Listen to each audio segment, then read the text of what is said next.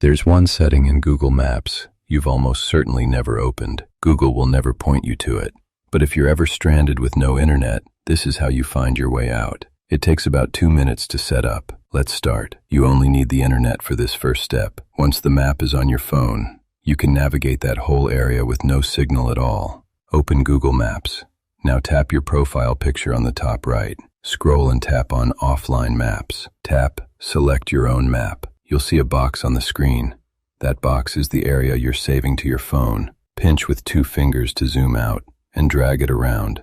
Just make sure it covers where you're starting and where you're going. Once you are lined up, tap on Download and let it finish before you leave your Wi-Fi. Now, you're out. There is no signal and you need directions. Here's exactly what to do. Open Google Maps.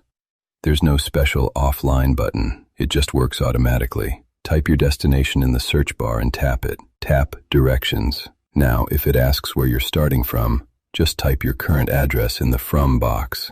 Tap Start, and that's it. You will get spoken, turn-by-turn directions with no internet. Save this for your next trip.